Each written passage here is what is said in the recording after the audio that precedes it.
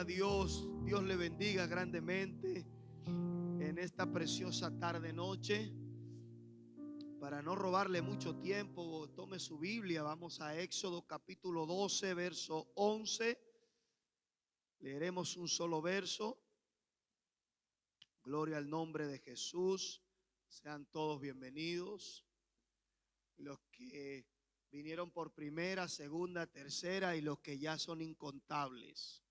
Todos sean bienvenidos. Lo tenemos, Éxodo 12, 11. Lo leeremos a una voz. ¿Lo tenemos? Si no, está ahí proyectado para el que no tenga la Biblia. Leeremos a una voz en el nombre de Jesús a la cuenta de 3. 1, 2. Y lo comeréis así, ceñido vuestros lomos, vuestro calzado en vuestros pies y vuestro bordón en vuestra mano. Y lo comeréis apresuradamente. Es la Pascua de Jehová. Sentándose y dando un fuerte gloria a Dios. Aleluya. Gloria a Dios. Vamos a hablar un rato esta tarde. Ese texto me llamó mucho la atención hace 3 semanas, si mal no recuerdo. Y estaba allí sentado mientras predicaba. Me he olvidado el nombre del pastor. El padre de la hermana Cari. Mientras predicaba, el Señor me dijo algo ahí, aunque no he tocado el título que me dio. Le he puesto el siguiente: la Pascua, el termómetro de la salvación. La Pascua, el termómetro de la salvación. Esta semana nos han venido hablando acerca de ello.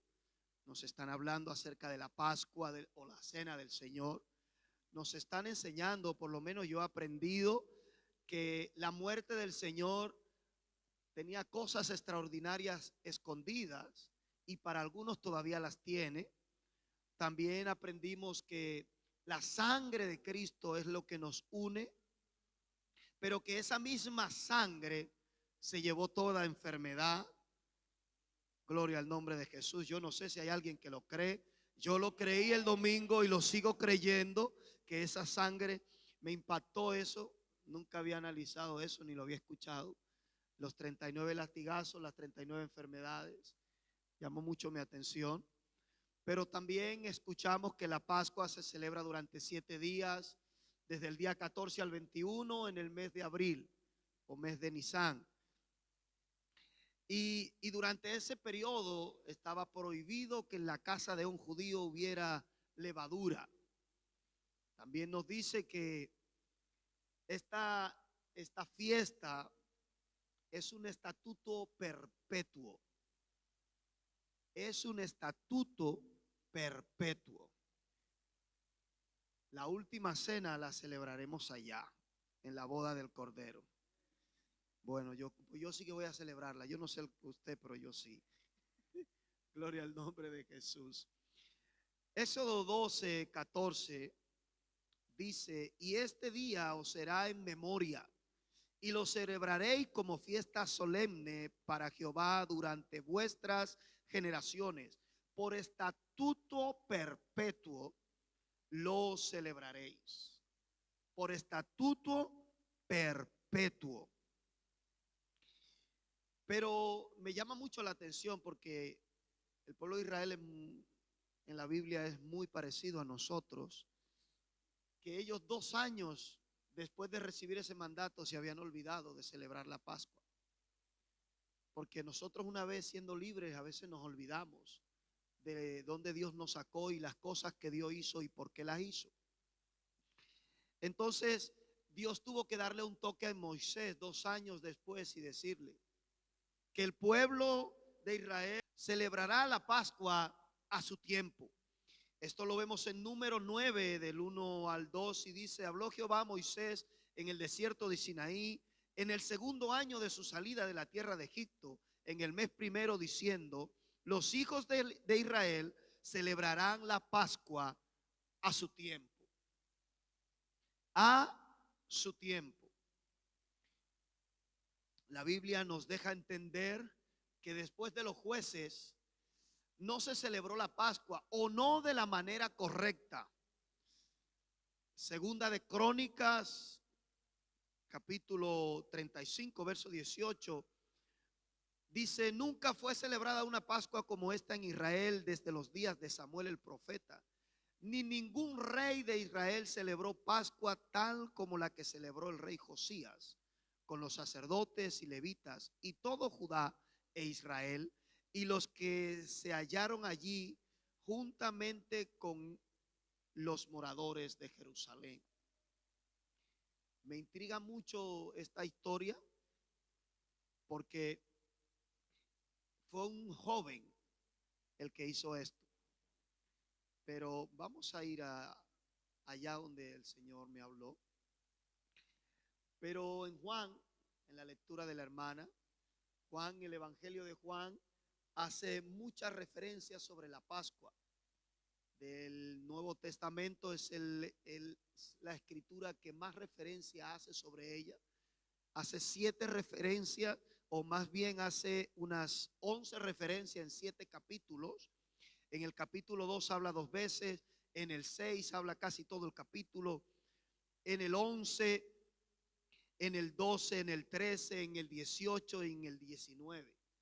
Pero en el capítulo 6, que es donde vamos a centrarnos hoy, o de donde vamos a hablar, en este evangelio Juan da mucha importancia, mucha relevancia al pan, a la tipología o el significado del pan, cuando alimenta en los 5,000 el Señor Jesús con los 5 panes. Les recuerdo, si alguno no lo sabe, que el evangelio de Juan fue el último escrito de Juan. Él escribió las cartas y escribió Apocalipsis, y el último fue el evangelio de Juan, si mal no recuerdo, algunos dicen el 91, yo estudié en el 93 después de Cristo, a petición. Y Juan ya había visto cosas extraordinarias, porque después de eso Juan ya había recibido la revelación que recibió en Apocalipsis. Por lo tanto, él entendía, ese evangelio fue escrito para mostrar la deidad de Jesús. Entonces él entendía la importancia de ese pan.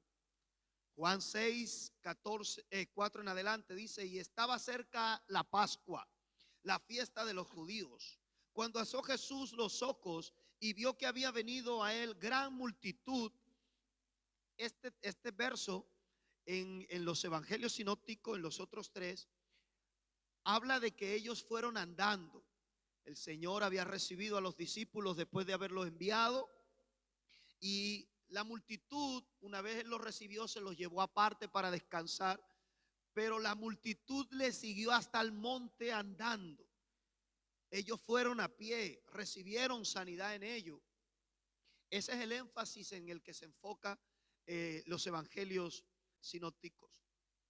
Pero Juan hace unas descripciones diferentes, o se enfoca en otras partes.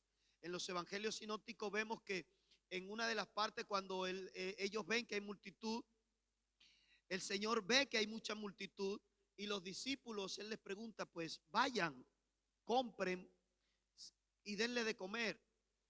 Y muchos de ellos lo que hacen es decir: Señor, pues ya es tarde, despídelos para que vayan a las aldeas, busquen refugio, se alimenten por allí. Pero Juan nos dice que y vio que había venido a él gran multitud, y dijo a Felipe: ¿de dónde compraremos pan para que coman estos? ¿De dónde compraremos pan para que coman estos? Pero esto decía para probarle. Es decir, que el Señor, todas las cosas que hacía, las hacía con un fin y un propósito de enseñarnos, de prepararnos y capacitarnos para una determinada función. Santo Dios, gloria al nombre de Jesús. Pero Felipe le da una respuesta interesante. Felipe le dice: 200 denarios de pan no bastarían para que cada uno de ellos tomase un poco. 200 denarios de pan equivalía aproximadamente a 8 meses, entre 6 y 8 meses de trabajo. Uno de sus discípulos, Andrés, hermano de Simón Pedro, le dijo: he aquí un muchacho Juan es el único que hace referencia a que los panes eran de un muchacho que tenía 5 panes de cebada. Lo mismo, Juan es el único que hace referencia al tipo de pan. Juan es el único que dice que el pan era de cebada y 2 pececillos. Mas, ¿qué es esto para tantos?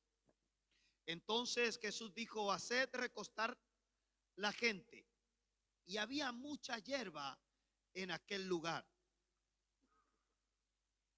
Le diré lo que vino a mi mente cuando leí eso de la hierba, y es que se tenía que comer con hierbas amargas. ¿Recuerdan que nos enseñaron eso? Gloria a Dios. Aleluya. Y se recostaron como en número de 5,000 varones. Y tomó Jesús aquellos panes y, habiendo dado gracia, los repartió entre los discípulos, y los discípulos entre los que estaban recostados. Es decir, un orden, porque Dios no es un Dios de desorden. Tenemos un Dios ordenado. Él llamó a sus discípulos, él se fue a prepararlo con ellos, pero como vinieron los demás, vale, yo voy a repartir, yo voy a multiplicar, yo te voy a enseñar a ti y tú vas a enseñar a ellos. Porque Dios es un Dios de orden. Y los discípulos entre los que estaban recostados, asimismo de los peces, cuánto querían. Y cuando se hubieron saciado, dijo a sus discípulos: recoged los pedazos que sobran para que no se pierda nada. Este fue el primer título que me llamó la atención con esto: para que no se pierda nada. Recogieron pues y llenaron 12 cestas de pedazos que de los 5 panes de cebada sobraron a los que habían comido. Solo hace referencia a los panes de cebada. Y tiene un motivo, aleluya. Y tiene un motivo para eso, porque como bien relata, y ya les dije el capítulo 7, el verso 7, perdón, el Señor estaba probando a sus discípulos. Pero cuando leemos esta historia y vemos lo que ya le comenté en esos, y yo le invito a leerla, en los evangelios, le invito a comprobar, vieron que ellos no dieron tanto énfasis a esto, sino que ellos le dieron énfasis a otras cosas. Esos 200 denarios equivalen a esos 8 meses de trabajo. Pero el pan de cebada, y es donde quiero centrarme un poco, porque ¿por qué Juan se centraba tanto en eso? ¿Por qué hizo tanto énfasis en recalcar el pan y que este era de cebada? ¿Cuál es la importancia de la cebada y qué referencia tiene con la Pascua? ¿Qué relación tiene? La cebada es el primer grano que se cosecha en la primavera. Y la fiesta de los panes sin levadura es uno de los términos o está relacionado con la Pascua. Se aplica a esta fiesta, ya que durante los 7 días se tenía que comer el sacrificio, lo que hacía la carne, con los panes sin levadura. Los panes de cebada eran el alimento básico de la clase más pobre de aquella época. Dígame si 200 denarios no iban a dar para comprar, para dar a alimentar tan siquiera un bocado. Si es el sueldo de 8 meses, un denario eres el sueldo de un día, y 200 era el sueldo entre a 6 y 8 meses, si mal no recuerdo. Pues usted imagine si con 200 no era suficiente para darle a tan siquiera a cada uno un bocado de pan. Pero ese era el alimento de los pobres en esa época. Pero el principal motivo de este milagro era infundir fe en sus discípulos. Porque el Señor lo hizo para probarles. Porque Él sabía, acabamos de leer, lo que tenía que hacer.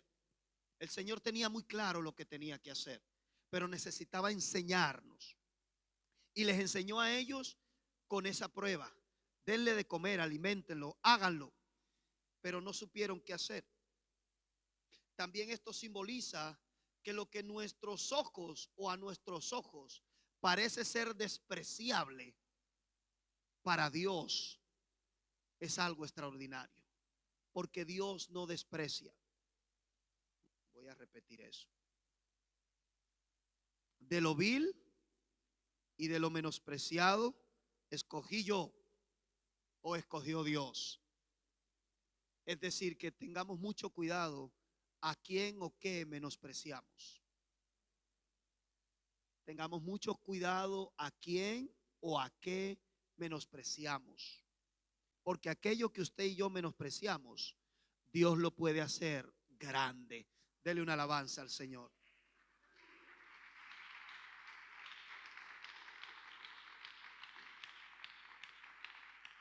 Aquello que usted y yo podemos menospreciar, Dios puede tener un plan soberanamente grande. Pero la cebada espiritualmente también simboliza redención y transformación. Espiritualmente la cebada también simboliza redención y transformación, pureza y verdad. Estos son significados de la cebada. Y solo hay uno puro, solo hay uno verdadero, el cual nos redimió, el cual nos lavó de nuestros pecados, el cual nos transformó, el cual nos limpió, el cual nos purificó. Yo esperaba que usted allí gritara y dijera: Jesús. Si hay alguno que ha sido lavado, que ha sido redimido, que ha sido transformado por el poder de Cristo, aleluya, por el pan de agua, el pan vivo, aleluya. Juan capítulo 6, verso 25 en adelante, el Señor empieza a narrar que Él es el pan de vida. Allí Él no empieza a narrar acerca de eso. El verso 32 dice: y Jesús le dijo: de cierto os digo, no os dio Moisés el pan del cielo, mas mi Padre os dará el verdadero pan del cielo. Porque el pan de Dios es aquel que descendió del cielo y da vida al mundo. Y le dijeron: Señor, danos siempre este pan. Yo no sé si hay alguien que siempre quiera ese pan. Aleluya. Jesús le dijo: yo soy el pan de vida. El que a mí viene nunca tendrá hambre, y el que en mí cree no tendrá sed jamás. Aleluya. Él es nuestro pan, Él es nuestro vino, Él es nuestra Pascua. Juan capítulo 6, el mismo capítulo 6, el verso 44 dice: ninguno puede venir a mí si el Padre que me envió no le trajere, y yo le resucitaré en el día postrero. El verso 45 dice: escrito está en los profetas, y serán todos enseñados por Dios. Así que todo aquel que oyó al Padre y aprendió de él, viene a mí. Y aquí yo tengo una pregunta: ¿quién estaba enseñando allí? Por si a alguien le cabe duda que Él es el Padre, que en Él habita todo. Porque el que oye al Padre y aprende de Él, ¿cómo puedes aprender de un espíritu? Esta no existía allí, Él estaba hablando de sí mismo. No que alguno haya visto al Padre, dice el verso 46, sino que aquel que vino de Dios, este ha visto al Padre. De cierto os digo, el que cree en mí tiene vida eterna. Yo soy el pan de vida. Yo soy el pan de vida. Yo soy ese Padre. Yo soy el Dios Todopoderoso. Pero ese capítulo, ese verso 45 nos habla de Isaías 54:13. Y todos tus hijos serán enseñados por Jehová, y se multiplicará la paz de tus hijos. Qué tremendo, porque Dios no deja nada al azar. Dios no deja nada al azar. Él ya lo tenía todo fríamente calculado. Gloria al nombre de Jesús. Como todos sabemos, Jesús es el maestro que enseñó y enseña a su pueblo, porque Jesús es el único, porque Jesús es el verdadero Dios y la vida eterna. Por ese motivo no debemos participar de la cena indignamente. Primera de Corintios capítulo 5 verso 6 dice: no es buena vuestra jactancia. No sé si hay alguno jactancioso en este momento, pero la Biblia nos dice: no es buena nuestra jactancia. ¿No sabéis que un poco de levadura leuda toda la masa? Limpiaos pues de la vieja levadura, para que seáis nueva masa, sin levadura, como sois. Porque nuestra Pascua, que es Cristo, ya fue sacrificada por nosotros. Así que celebremos la fiesta, no con la vieja levadura, ni con la levadura de malicia y de maldad, sino con panes sin levadura, de sinceridad y de verdad. Gloria al nombre de Jesús. Aleluya. Oh, yo no sé cuántos pueden analizar en esta tarde. Mire, el motivo de esto no es señalar a nadie. El motivo de esta enseñanza no es condenar, no es juzgar, es pasar el termómetro. Es utilizar el termómetro para que si hay algo de nuestra vieja levadura, de nuestra vieja manera de vivir, de nuestra vieja manera de pensar, con malicia, con odio, con envidia, con aquello que no le agrada a Dios, podamos quitar esa vieja levadura y actuar con sinceridad y verdad para participar de la cena del Señor íntegramente. Por ello debemos santificarnos. Por ello debemos santificarnos. Gloria al nombre de Jesús. Aleluya. Josías santificó al pueblo derribando las imágenes, los altares, los lugares altos antes de realizar la Pascua. Segunda de Crónicas capítulo 34 verso 3 dice: a los 8 años de su reinado, siendo aún muchacho, porque muchas veces llegamos a cierta edad y yo ya soy mayor, a mí no me enseña nadie, yo lo sé todo. ¿Qué me vas a enseñar tú, muchacho? ¿Qué puedes enseñarme tú? ¿Qué tienes para enseñarme tú, muchacho? Dele esa alabanza, dele la alabanza al Señor. Aleluya. Oh, gloria a Dios. A los 8 años de su reinado, siendo aún muchacho, comenzó a buscar al Dios de David, su padre. Porque ese es el primer paso para empezar a santificarnos. Buscar a Dios. ¿Para qué? Para que Él nos analice. Porque nosotros nos miramos en el espejo con nuestro criterio. Y nuestro criterio es engañoso. Y a los 12 años comenzó a limpiar a Judá y a Jerusalén de los lugares altos, imágenes de acera, esculturas e imágenes fundidas, y derribaron delante de él los altares de los Baales, e hizo pedazos las imágenes del sol que están puestas encima, y despedazó también las imágenes de acera, las esculturas y estatuas fundidas, y las desmenuzó, y esparció el polvo sobre los sepulcros de los que les habían ofrecido sacrificios. Quemó además los huesos de los sacerdotes sobre sus altares, y limpió a Judá y a Jerusalén, y limpió a Judá y a Jerusalén. Lo mismo hizo en las ciudades de Manasés, Efraín, Simeón y hasta Neftalí, y en los lugares asolados alrededor.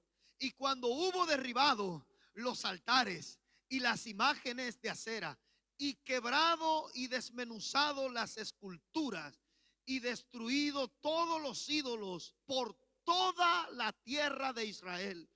Volvió a Jerusalén después del sacrificarse y santificar al pueblo, eliminando todas estas cosas.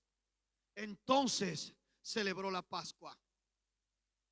No lo hizo antes, porque no se puede participar de la Pascua indignamente. Segundo de Reyes, capítulo 23, verso 21. Entonces mandó el rey a todo el pueblo, diciendo: haced la Pascua a Jehová vuestro Dios, conforme a lo que está escrito en el libro de este pacto. No había sido hecha tal Pascua desde los tiempos en que los jueces gobernaban a Israel, ni en todos los tiempos de los reyes de Israel y de los reyes de Judá. Esto lo hizo un muchacho. Esto lo hizo un muchacho que se determinó a no hacer lo mismo que los demás, que dijo: yo necesito santificarme y necesito santificar mi pueblo, porque no debemos participar de la cena del Señor indignamente. Por eso la Pascua es ese termómetro. Número capítulo 9, versos 6 y 7 dice: pero hubo algunos que estaban inmundos a causa de muerte y no pudieron celebrar la Pascua aquel día. Y vinieron delante de Moisés y delante de Aarón y dijeron aquellos hombres, nosotros estamos inmundos por causa de muerte. ¿Por qué seremos impedidos de ofrecer ofrenda a Jehová a su tiempo entre los hijos de Israel? Aquí estos hombres tuvieron el valor de reconocer que no estaban bien, cosa que a nosotros muchas veces nos falta. Nos falta reconocer que no estamos bien. Nos falta reconocer que algo no anda bien ante la presencia de Dios. Pero aún así, si se nos presenta el caso, participamos.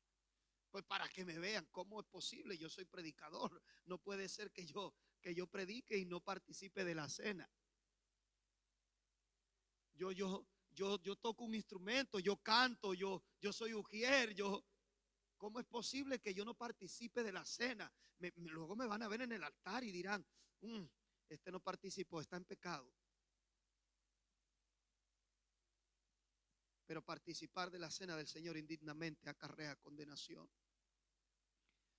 Segundo de Crónicas 32 y 3 dice: y el rey había tomado consejo con sus príncipes. Aquí está hablando del rey Ezequías, con su príncipe y con toda la congregación en Jerusalén, para celebrar la Pascua en el mes segundo, porque se había dado cuenta que no estaba bien para el mes primero, cuando había que celebrarla. Porque la Pascua no solo se celebra una vez, se puede celebrar cuantas veces sea necesaria. Gloria al nombre de Jesús. Y él se puso de acuerdo con sus príncipes y con toda la congregación en Jerusalén para celebrar la Pascua en el mes segundo, porque entonces no la podían celebrar por cuanto no había suficientes sacerdotes santificados, ni el pueblo se había reunido en Jerusalén. Esto no se trata de apariencias, hermanos, esto no se trata de apariencias, sino que debemos ser sinceros con nosotros mismos y transparentes para con Dios. No participemos de la cena del Señor de cualquier manera. Y si hoy usted sabe que no anda bien, estamos a tiempo de arreglar las cosas con Dios. Póngase sobre sus pies que vamos a terminar. No voy a extender mucho más.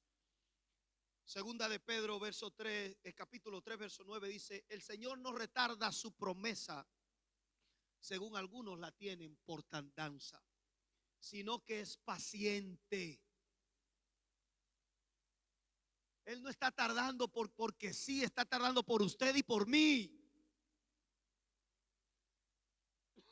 Es paciente para con nosotros, no queriendo que ninguno se pierda, no queriendo que nada se pierda, sino que todos procedamos al arrepentimiento, sino que todos reconozcamos cómo estamos, nos analicemos y vemos que hay mal para poder arrepentirnos.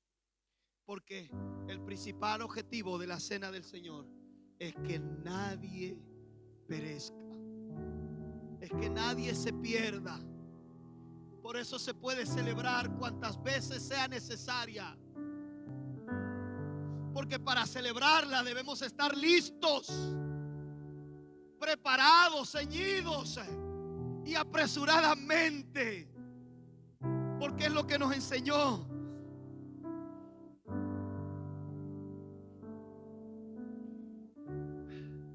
usted y yo. Representamos esas 12 cestas llenas de pan.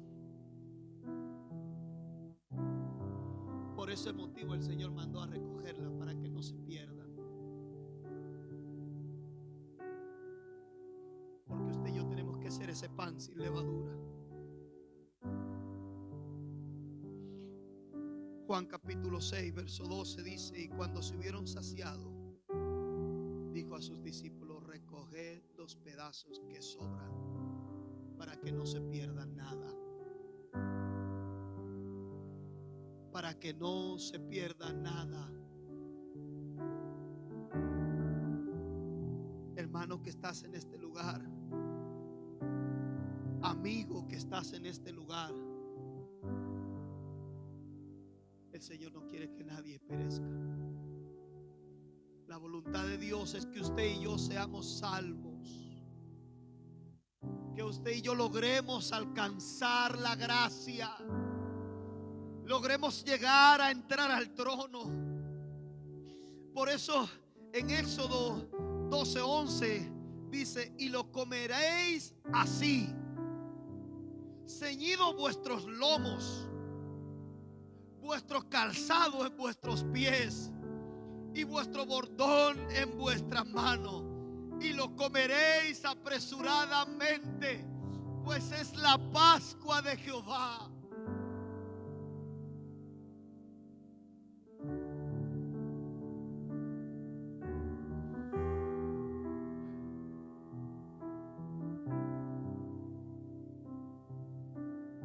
El motivo de celebrar la Pascua no es apariencia, es que yo pueda sacar un tiempo a solas con Dios y analizarme a profundidad y ver y decir: Señor, soy digno de irme contigo ahora.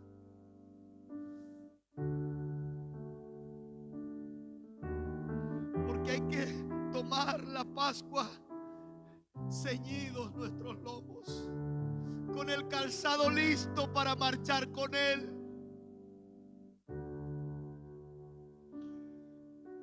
con el bordón en nuestra mano, y apresuradamente: ven, Señor Jesús, ven.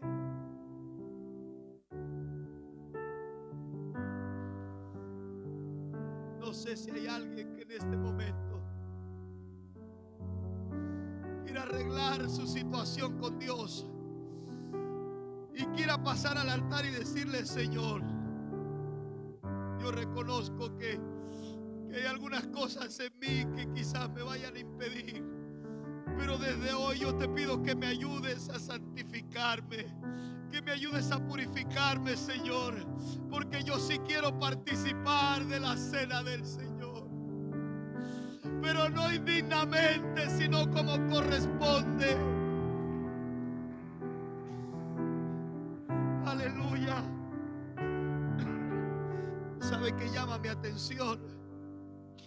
Que en estos días se nos ha estado hablando y enseñando acerca de esto, y todavía nuestro orgullo se pone firme, porque uno, con las actitudes que algunos tenemos, me voy hasta a incluir allí, el Señor nos habla y no voy a pasar yo a reconocer que estoy mal. ¿Por qué? pasar al altar para que los demás vean que sí estoy mal en mi corazón. No.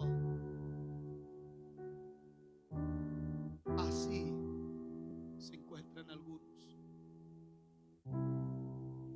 Pero una vez más le digo, el objetivo, el propósito, el motivo de la Pascua es que recordemos que Él en la cruz murió para darnos vida, para redimirnos, pero también que Él viene a buscarnos, que Él viene por su pueblo, que debemos estar listos para su venida, que cuando tomemos el pan podamos decir: Señor, yo soy partícipe de tu carne, yo puedo tomarla porque soy digno de ello.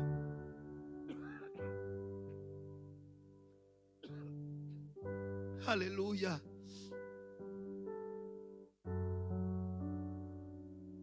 Cierre sus ojos por un momento.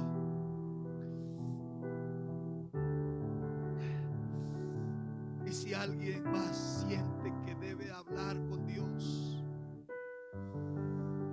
sí, yo entiendo que nosotros a solas podemos hablar en la silla, en casa, pero hay algo que alguien me enseñó una vez, y es que a veces pasar aquí es un sinónimo de humildad, es un significado de humillación. El Señor nos ayude a vivir humillados ante Él en todo momento, y que podamos reconocer que necesitamos de Él. Señor, santifícanos, Padre amado. Señor, extiende tu misericordia y tu gracia en esta tarde. Necesitamos, Señor, que seas tú quien nos analices y no nosotros mismos, Señor. Porque nosotros nos vemos perfectos, pero tú ves las manchas, tú ves los errores, Señor Jesucristo. Tú nos das las fuerzas para cambiar, tú nos das las fuerzas para renovarnos, tú nos das la fuerza para reconocer que estamos mal, que en nuestro corazón quizás hay maldad, hay odio, hay resentimiento, codicia, avaricia, que mi relación contigo no es digna de ser un hijo de ti. Pero yo hoy reconozco, Señor, yo hoy reconozco que necesito de tu perdón, de tu misericordia, que necesito de tu gracia, que necesito, Señor, que tú desciendas y me toques, Señor, y me muestres en tu espejo, no en el mío, los defectos que debo cambiar, que debo entregarte, la vieja levadura que debo arrancar de mí,